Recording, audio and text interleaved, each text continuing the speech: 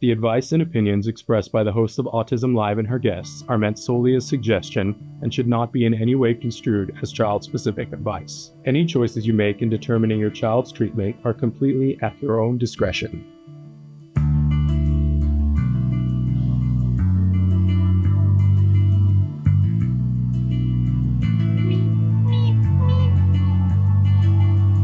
Good morning and welcome to Autism Live. I'm Shannon Penrod and you're joining us in April. April is the A month where we talk about all things autism, acceptance, action, awareness, advocacy, appreciation. I'm trying to think of all the A words that we always talk about. Accomplices, allies, right?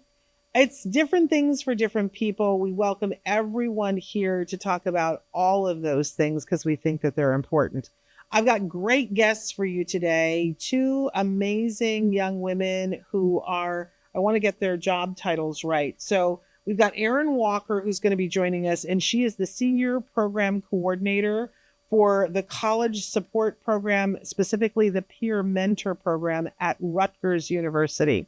And then Kia Pai, who is the assistant program coordinator of that same program. They're both going to be joining us in just a little while to talk about what a peer mentor program looks like on the Rutgers campus. Believe me, you know, if you've been wanting your child to go to college and you're concerned about how will that go, you're going to be so excited that the world has these two amazing people and this truly amazing program at Rutgers University. So that's going to be coming up in a little while. First, we want to remind you that this show was pre-taped because we're moving. And, you know, it's not an A word, it's an M word, but we're moving in April. I know. Whose idea was that? Let me say it was not mine, but it's the way things timed out. Sometimes you got to embrace the chaos, right? So in order to be able to come to you with all these amazing programs, we have been pre-taping with amazing people for the last 2 months. So very thoughtfully, we handpicked the people we wanted you guys to see in April because, you know, our whole mission here is to provide information and inspiration. That's what we're here about at the Autism Network. And it doesn't stop because we're moving, but there are days when we're not going to be able to film. So we pre-taped a lot of April. So there's a schedule. You guys can be checking it out. I hope you are. But so this episode is premiering today, but we did pre-tape this in March. So, but we still hope that you will be watching live and interacting with us because chances are I'm sitting there and seeing your comments and talking back and forth to you. And it could be that both of our guests are watching live too, or other people from Rutgers. So please feel free to continue to chat, even though it's a pre-taped episode. It's premiering today. It's never been seen before. So want to remind you that you can be watching us live on Facebook, YouTube, or Twitter. But you can also check out our very robust YouTube channels. We have 2 YouTube channels, one that's Autism Live and another that's Ask Dr. Doreen. Please check out, we have a library of over 14 years of videos. That's just shocking even to me, but 14 years of videos. And so you can go back and see other interviews that we've done. I hope you check that out. Also, many of you we know are listening in podcasts because later today, this will be available wherever you get your podcast to download for free.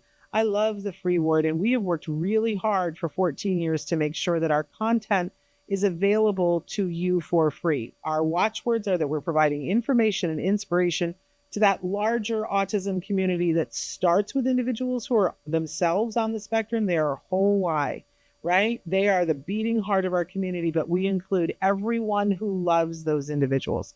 So check out our podcast wherever you get podcasts. It will be for free, but that does mean that you will get advertising as a part of the program. I hope that's a wonderful thing for you. I know when I'm listening to a podcast that I download for free and the ad plays, I go, woohoo. Thanks for paying so I don't have to, right? If that's not your reaction, I do want to direct you to a place where you can get the podcast ad-free. But that is a low monthly cost of $5 a month. You will need to go to glow.fm/autism live. When you go there, like I said, $5 a month. And you will get everything that the Autism Network does. All of our programming for April, certainly, whether it's Ask Dr. Doreen, Autism Live, Parent to Parent, Stories from the Spectrum, any new show that premieres will automatically show up in your inbox. You don't even have to worry about it. You don't have to go looking for it. And it will be ad-free. Also, you may have noticed that in April, on our Thursdays and Fridays, we're presenting new information that's entirely in Spanish. I just love this. And this is because of the amazing work of Chris Desmond, our producer here. Kudos to Chris, because he made that possible. So all of that's available to you. As I said, go to glow.fm/autismlive. Okay, I think we've taken care of all of that business. Let's talk about jargon of the day, shall we? This is something we like to do on days when we have guests. It started 14 years ago because there were terms that as a parent, I was like, what in the hey nani nani does this mean? And I didn't want to interrupt the meeting that I was in where I was paying for an expert, or that I only had a set amount of time to ask what things meant. In the beginning, we gave you 2 definitions because we were making fun of the first one because it was usually filled with more jargon. Now definitions have gotten better, but now we'd like to give you 2 definitions so you can compare and contrast and hopefully get to see why this term might be important and beneficial to you or to someone that you love. So in light of the fact that we have 2 ladies on who are the heads of a peer mentor program, we thought maybe we should talk about what is a peer mentor. Let's take a look at our first definition that I believe comes to us from Google AI. It does. A peer mentor is a person who helps another person of similar experience or age grow through support, advice, and new opportunities. Peer mentoring is less formal than traditional mentoring, but both people benefit from the relationship. Okay, I love that. I absolutely love that. But we wanted to give you a second definition that was a little bit more specific. And so what we asked was, what is peer mentoring for autism? Is that at all different? Let's take a look. Same Google AI says a peer mentor for autism is a person who provides support and guidance to someone with autism who is close in age or experience. Peer mentoring can help with social skills, confidence, and life goals. If we just think for a moment about ourselves, and, I know lots of parents that would absolutely be considered being non-autistic, right? And they feel trepidation walking into a new thing, like an IEP meeting, where they would feel better if they had a conversation with someone beforehand who had already been through an IEP meeting. And that could say to them, well, this is what I found to be helpful. This is what, and this might happen and whatever. So just talking about it would be of benefit to them. But if somebody offered to come with them and say, hey, I'll come with you, I'll be there at the IEP meeting with you, how much support would that provide? There's been tons of research that's been done on this, by the way. And we know that people who are mentored by someone who has similar experiences are more successful because they don't have to invent the wheel. How many times have I certainly said, after I do something once and I go, well, now that I've done it once, I'd like to redo it because I know this much more and I will be able to do it more. Case in point, my child who is going to graduate from college next month. Can you believe that? Next month, my child is going to graduate from college. And I've never been to a graduation ceremony at this college before. I didn't know very much about it, but last year I happened to walk in to the college bookstore when they were having something called Grad Fest. I didn't know anything about it, but it was a place where they were getting parents ready for, I didn't even know this thing existed. I really maintain that if I hadn't walked in the bookstore a year ago, that I wouldn't have known about it this year, but I do know about it. And I'm going to go and I'm going to get all the skinny on what I need to know as a parent about graduation, because I only get to do it once, right? So that's people who are non-autistic. Why would we consider giving individuals who are on the spectrum less support than that for something that they want to do? That's mind-boggling to me. So if we're really talking about setting someone up for success, why wouldn't we make that available to them? And what we've seen over the years are that there are many, many people on the spectrum who are absolutely capable of doing the work and getting a diploma on a college campus, right? And getting accepted. But we generally see that there is a high rate of dropout, a lot of times due to stress or misunderstandings, or, it just doesn't work out. It's not that they can't handle the coursework. It's that everything in this new culture, and it is a culture on a college campus, can be difficult. But we're going to be talking about that on a college campus with these two ladies from Rutgers. But let's consider for a moment, where else could you, the person on the spectrum, or if you love someone who's on the spectrum, where else would a peer mentor be helpful to them? I mean, it really kind of lights up a whole new room, doesn't it? What else could we set them up for success with if we gave them a peer mentor?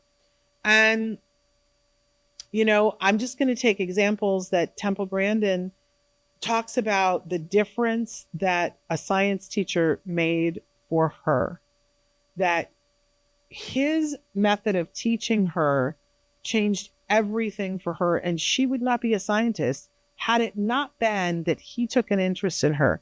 Now, that's a little bit more than a peer mentor, because I would say that's more of a mentor, but so helpful. How much, I'll ask her the next time I talk to her, how much would it have meant to her to have a science student who was mentoring her through social situations on campus? That's a good question. I'm going to ask her that. But isn't it a great thing to think about then? Okay, so where would a mentor, a peer mentor, help the person that I love on the spectrum? And then you need to think about, how do I identify that person and how do I find that person? Well, Rutgers makes it easy. They have this amazing program that students can apply for to be a part of. And part of that is having a peer mentor, as we will find out. So we're going to take a break and show you some of the highlights about some of the things that you can be seeing during the month of April here on the Autism Network. And then when we come back, we are going to welcome to the program Erin Walker, who is the senior program coordinator of the peer program at Rutgers, and works in the college. I'm going to get it wrong. I'm going to have them say, because it's CSP and I don't, college support program. There we go. And also Kea Pai, the assistant program coordinator. They're going to both join us after these messages. So take a look at this and stick around.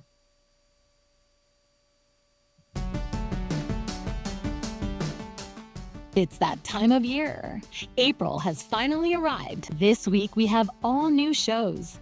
On Monday, Shannon welcomes Thomas Derry, co-founder of the Rising Tide Car Wash, an innovative social enterprise to develop a scalable solution for employing individuals with autism. Then on Tuesday, Shannon and Dr. Doreen discuss the topic anxiety.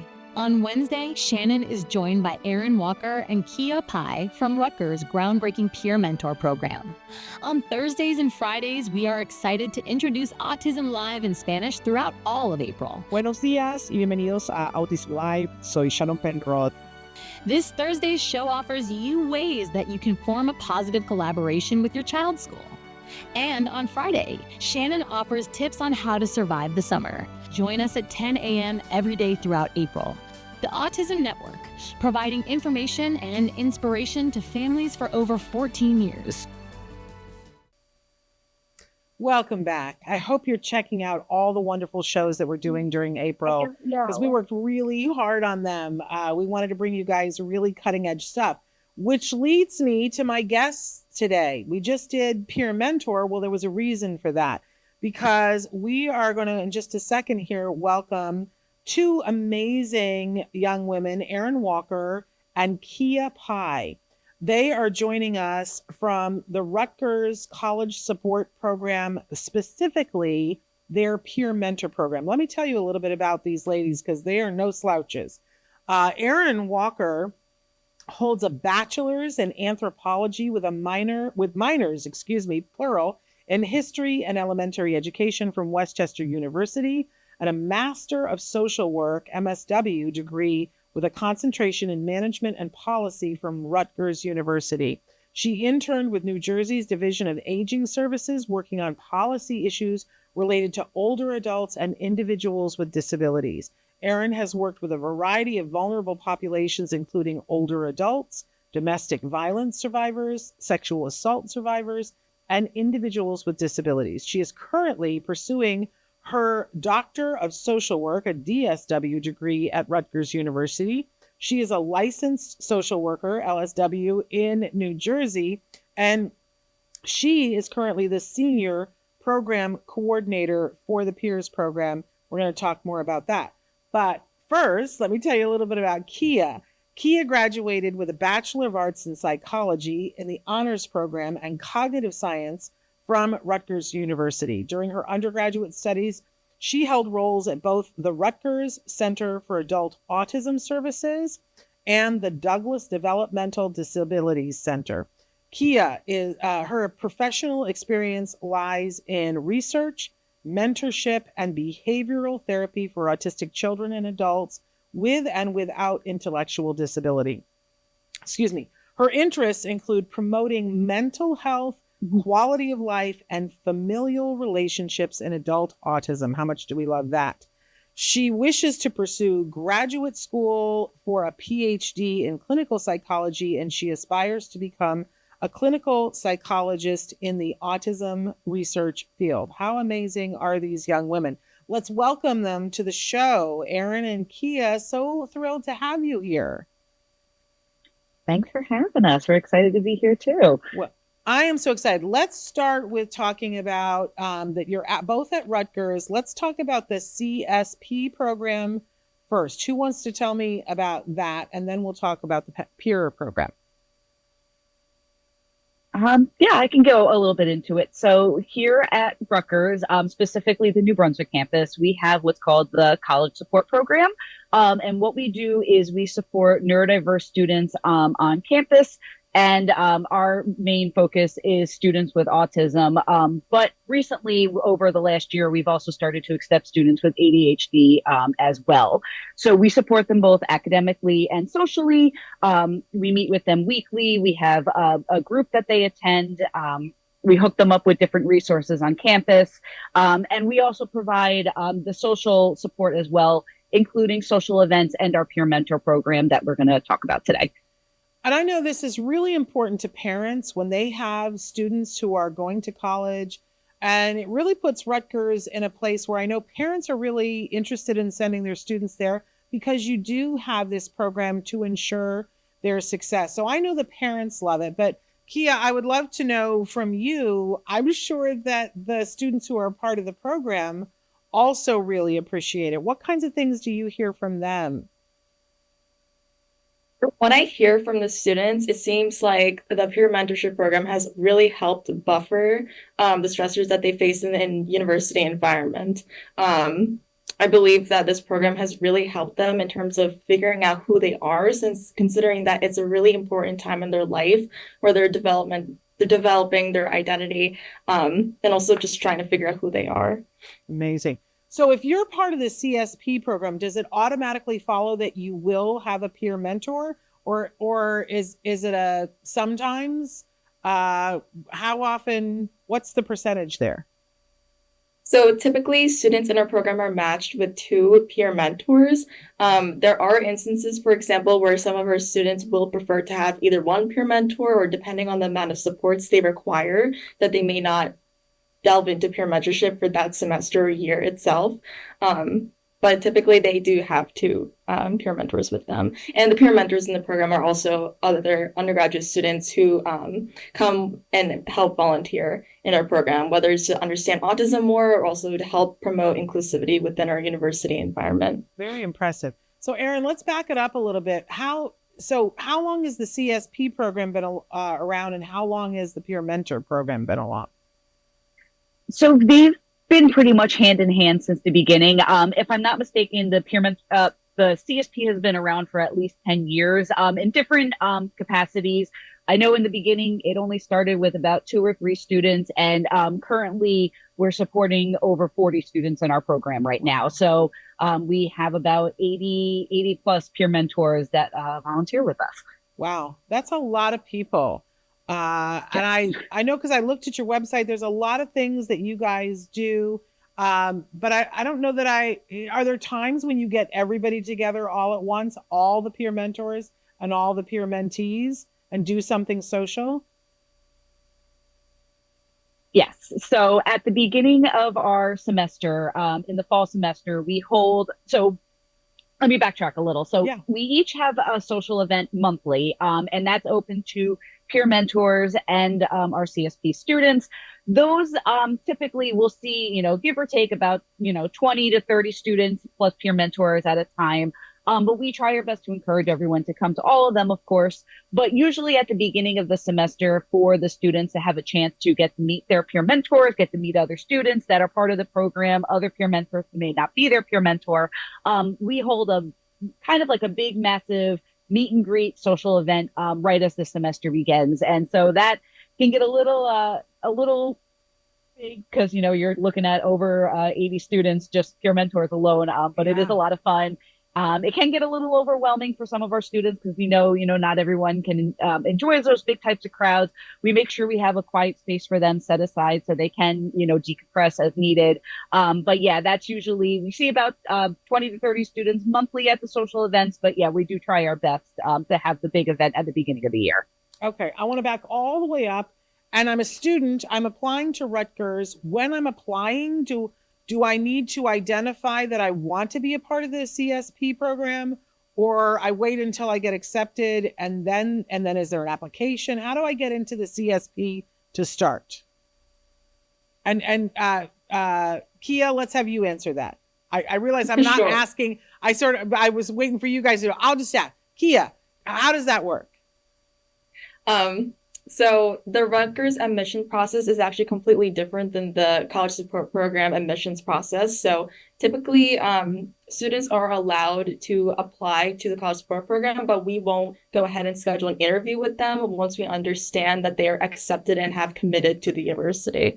So that's typically what the steps we take. Okay, so you got to get accepted first, but then you do need to apply to the CSP program. Yes, okay. You do have to apply to CSP after getting accepted. Okay. And a big factor that plays into possibly getting into our program is the willingness to participate in our program. Yeah. Listen, I understand this because I know a lot of people who are like, I want to go to college and I want to not be identified and I want to do it on my own. And it's a struggle. It's a struggle, right? So of course it needs to be people who want to participate. Even if the parents want them very much to be there, if they don't want to do it, it's not going to be a good fit. Can we all agree to that? Absolutely. Right? But, okay, so now you've identified, somebody applied, they said, I want to be a part of this. So, Erin, do they automatically get assigned the peer mentor or mentors, or how does that work? And how do you try to fit people to people? This sounds like matchmaking. Yeah, that's essentially what it feels like. I feel like we're like doing friendship matchmaking or mentoring matchmaking in the making. So typically, our first year students, they all get their 2 peer mentors. And we kind of feel it out after that. If they want to keep the peer mentorship going, if they get along really well with them, maybe they want to just drop to 1. Maybe socially they're doing so well, they join clubs, they've made friends, and really the peer mentorship is something they don't necessarily need. We kind of see the gamut in that sense, but we do make sure that all of our first year students with us do have their 2 peer mentors. And that's exactly it. We try our best to match based on, their similar interests that we learn about between the peer mentor interview as well as the CSP student interview. Same with, trying to match them based on their major. Maybe we have one student who's majoring in anthropology, for example, and then we have another student who is also majoring in anthropology. I might be more inclined to want to match them together because they're in similar majors. They may have similar interests, that type of thing. But yeah, we try our best to go based on, the limited information we know about the peer mentor and the CSP students. There are times that, personalities may not mesh, that type of thing. And that's okay. We get it. We're all human and, we don't always get along with everybody. So if that's the case, we'll have opportunities to be able to rematch students and peer mentors in case that type of thing happens. Amazing.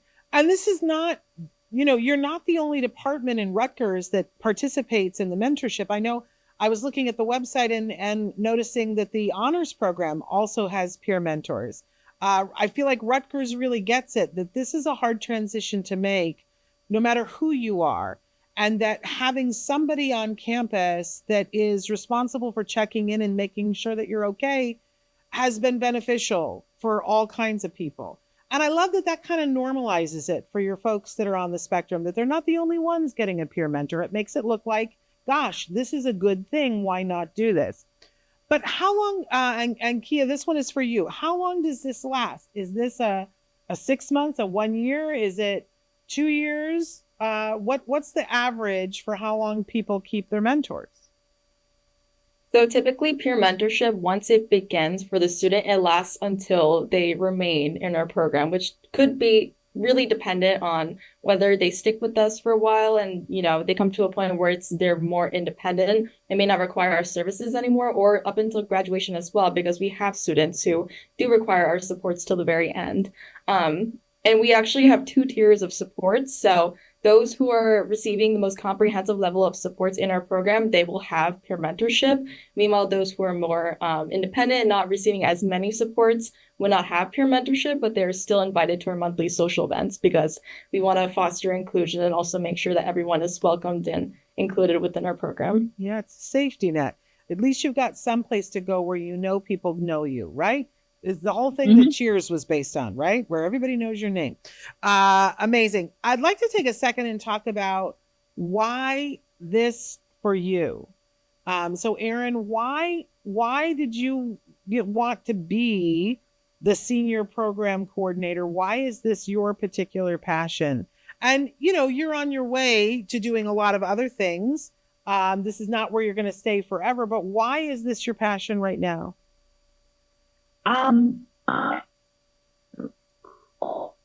Undergraduate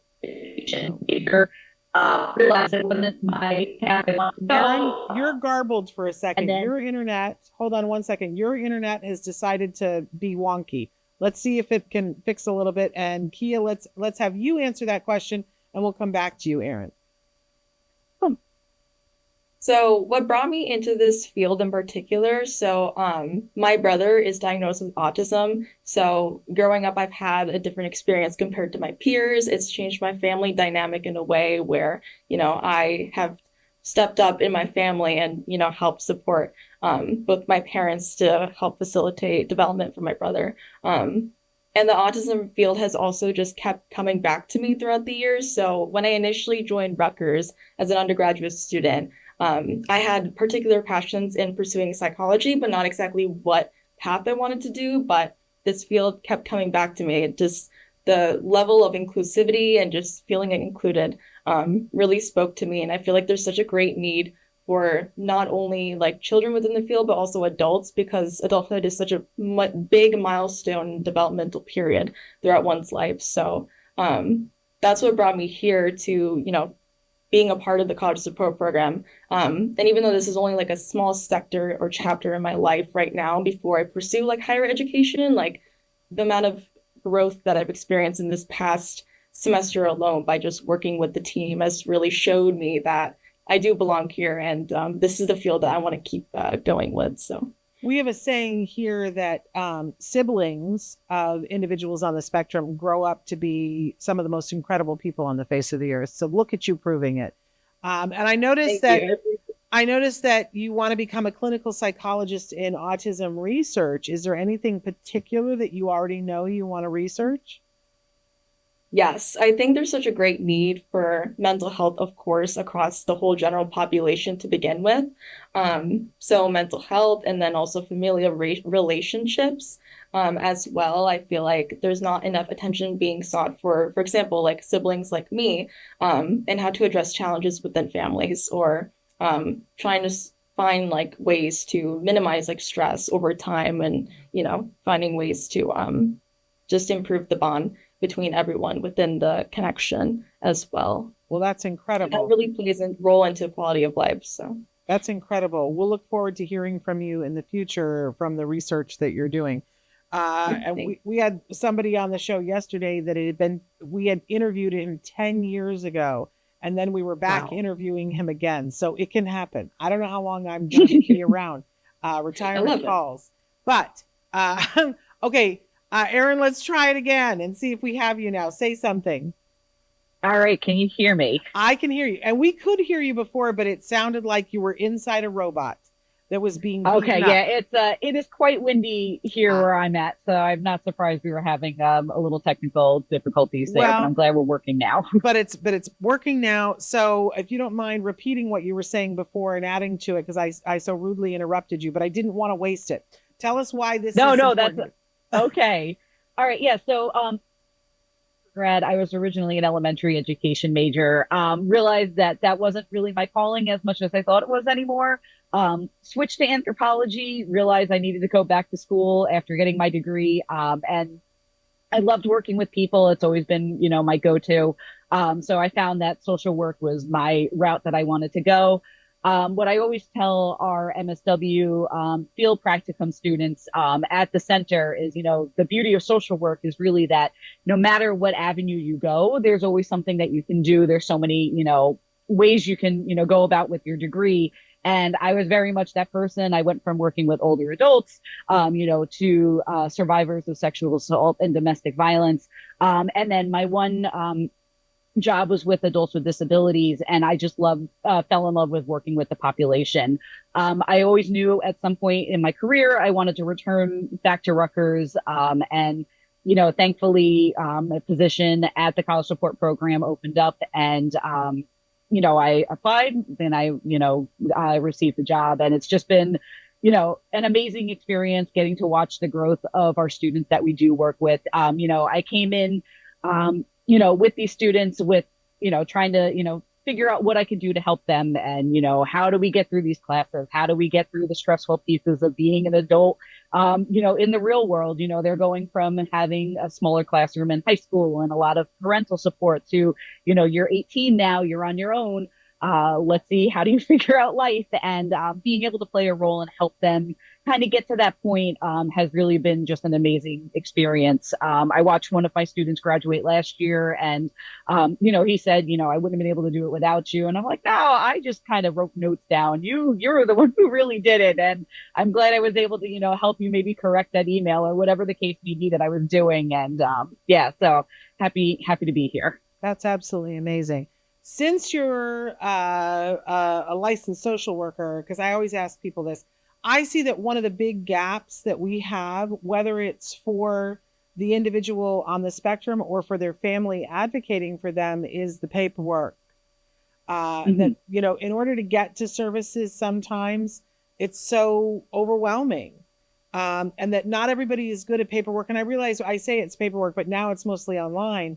But it can be so overwhelming, and it really, I see more and more the ability to finish filling out the documents and apply for things is a predictor of success.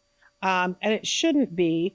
I keep saying to everyone, at some point, we need to find a code in the insurance code that is for a social worker to assist the family or the individual with paperwork. If you ever find that code, will you please key me in? Because we need it. Absolutely. We need it. Do you guys see that? I'm sure that there are students who, I love that there has to be an application process and they have to show that they want it. But I also wonder how many students don't get in the program because they weren't able to do the thing. Do you guys have at Rutgers a way that if they have to be able to at least advocate for themselves, I'm sure, and say, I need help filling it out. But even that, at some places, you guys are good. I'm sure you guys have stuff. But what have you seen that happen with your students, that's a little insurmountable? Yeah, it's funny you say that. I think part of when we do our application process, besides the family interview that we schedule with the families, the parents and the student or potential student have to fill out a questionnaire, just like basic information about like activities of daily living, just so we can kind of get a sense of like how independent or how successful they'll potentially be at school. And it also helps, for research that Rutgers does as well. Get a sense that like if the student hasn't filled out their, the form, or the parents haven't filled out the form, like that's a little worrisome in my eyes about like what is, school going to look like afterwards, or when they're in school. And then even that, with if families are looking for other services, or if we have a student who has to fill out a form as part of like their, requirements for their major and things like that. Sometimes no matter how many reminders you give them, they're still going to forget. And that's kind of like where, again, we step in to be like, all right, you know what, instead of, me sending you another reminder email while we're sitting at our meeting together, why don't you get it done? Right. And, we could take the time to complete the, whatever the paperwork and stuff like that together. So it's definitely a mixed bag as far as like students who complete things and who doesn't. And, once they're in the program, we definitely try our best to make sure we help them learn those skills to be able to finish and complete tasks on time. Incredible. So you mentioned research. We've talked with both of you about research and the importance of research. I'm sure that you have some data points on what's happening as a result of this peer mentoring. What are some things that you guys can share with us that that have happened, outcomes that have happened, at least in part because of the peer mentoring? Anecdotal or data? I'll take either. And I'd love to hear from both of you. Maybe you each have a data point. Let's start with you. Sure, sounds good.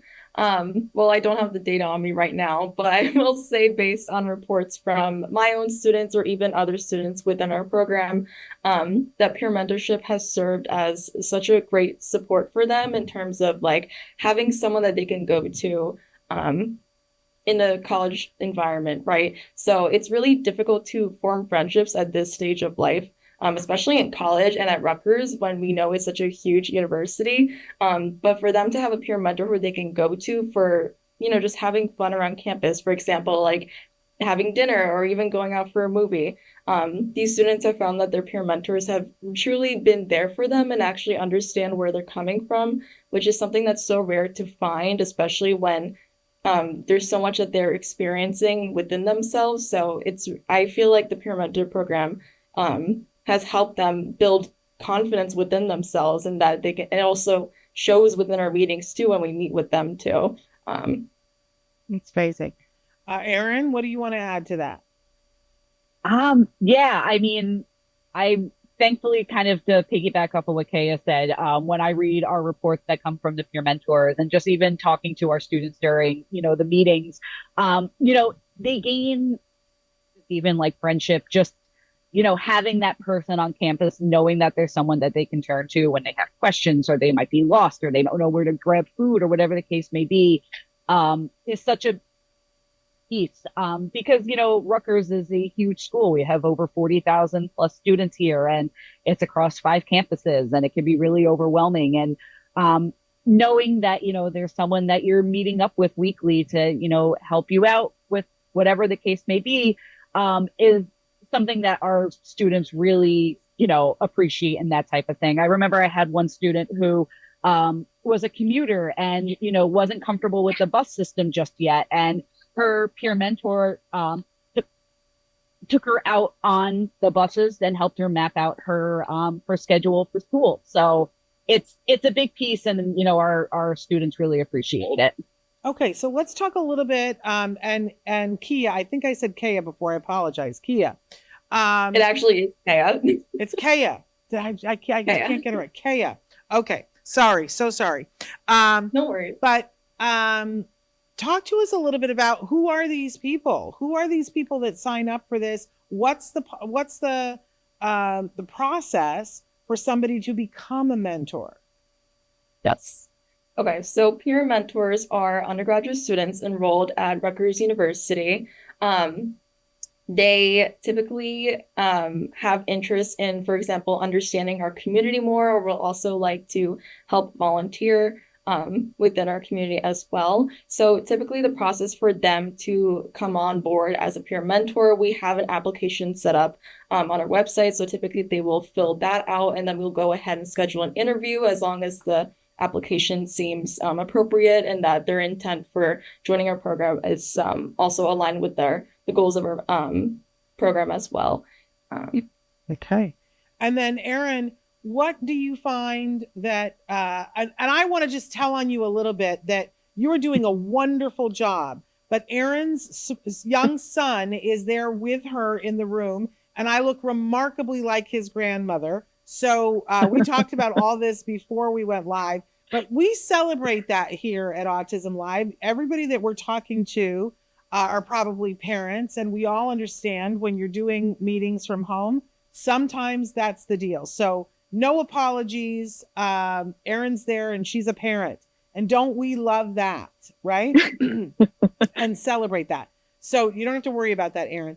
But talk to us a little bit about what do you find that the peers are getting? Do they, and I might have missed it.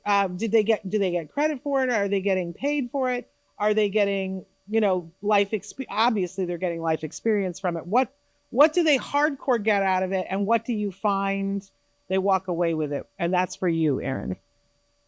Yeah, so everybody is a volunteer.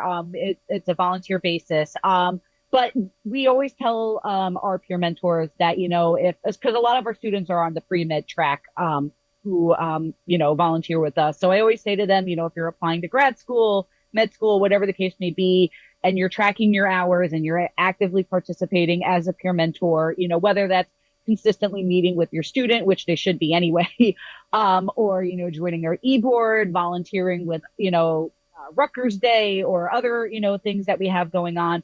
I always tell them, track all those things because, we're always happy to write a letter of recommendation for them. So that's more like the, I guess, concrete things they can get from the experience with us. Mm-hmm. But I think overall, getting that exposure and, the ability to, interact with, someone who's on the spectrum. Sometimes, we ask them, do you have any experience with folks on the spectrum when we do our interview with them? And we've run the gamut of, I have no experience. This would be my first time to, I have a sibling on the spectrum to, I, work in a doctor's office. And, we sometimes have patients who are, have autism. So we have very much a range of folks who, with their experience. And I think just being able to participate and, be there for another person in this mentor role, really kind of just helps them build personally and that type of thing. So now I have this it's seemingly off topic, but it's not. Are you guys watching The Pit on Max, on HBO? Have you seen the show The Pit that's out now? No, I don't think so. Neither one of you has seen it.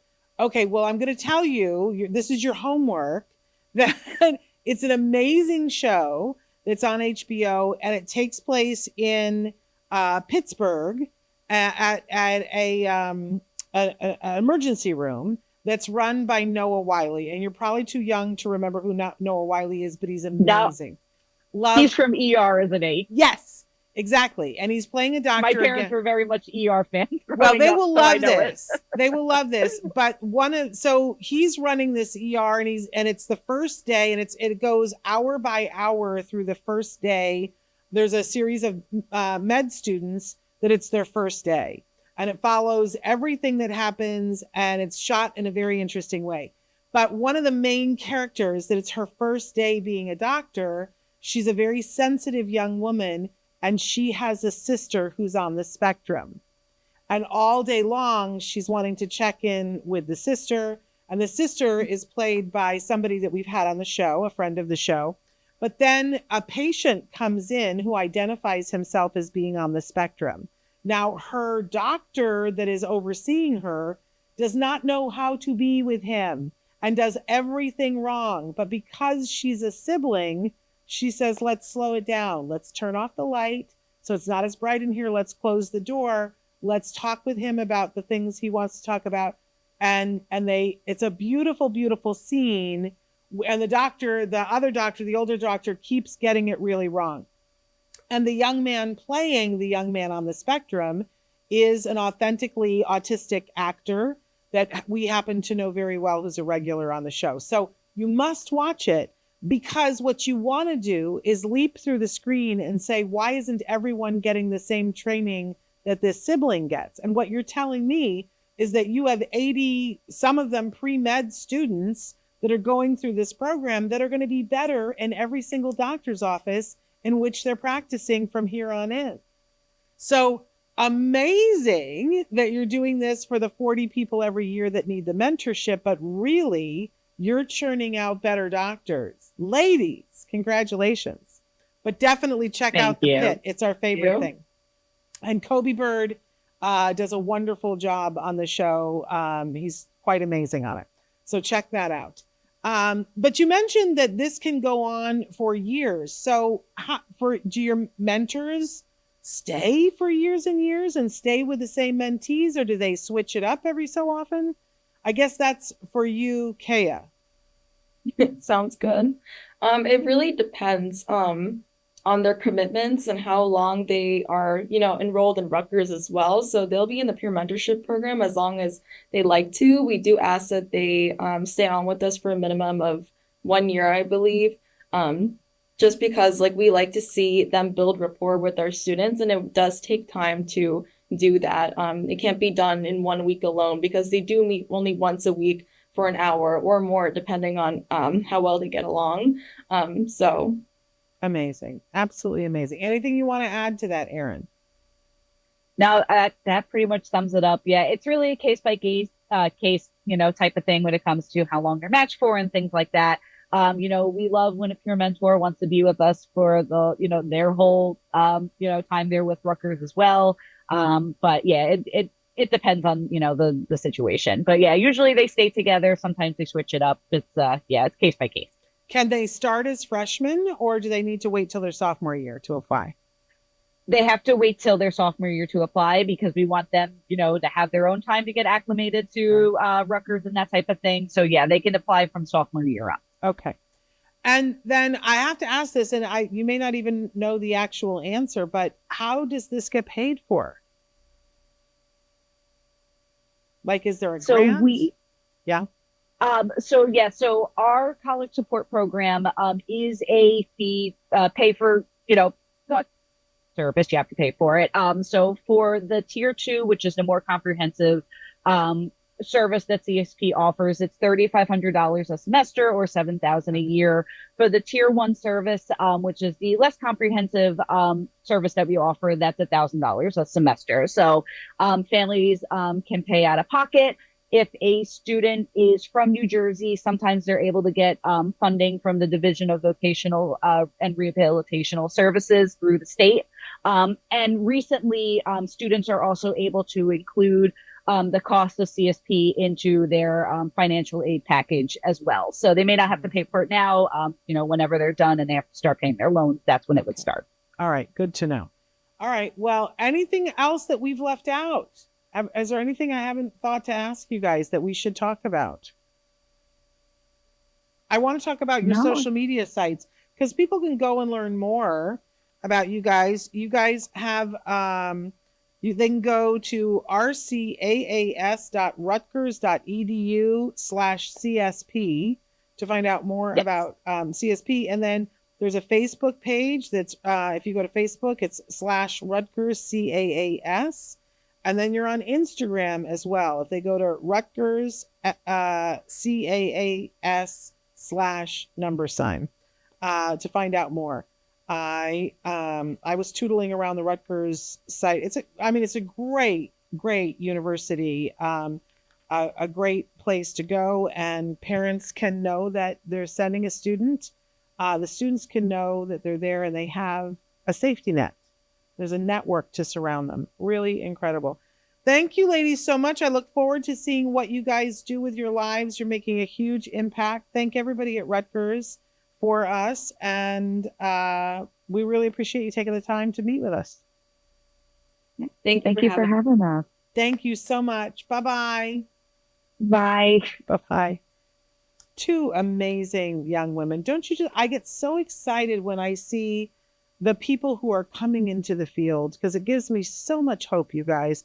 There's so much innovation. There's so much compassion. There's so much care for inclusion.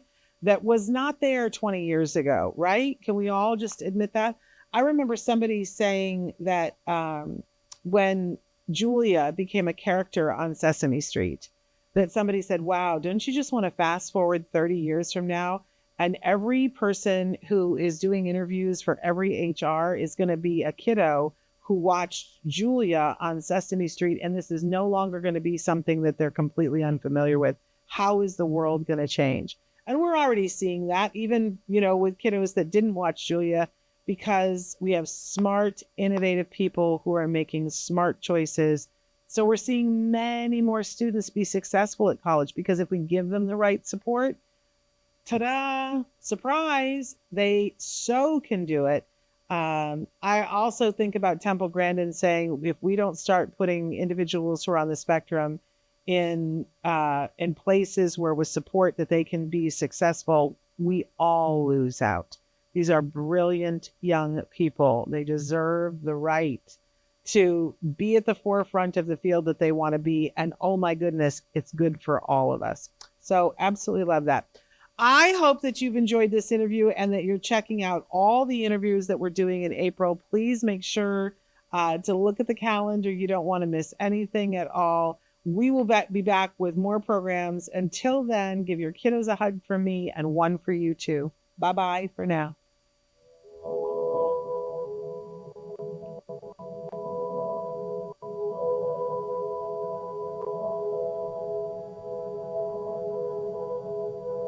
If you found anything helpful in this video, please give us a like. In fact, make sure that you smash that subscribe button on YouTube and give us a like on Facebook.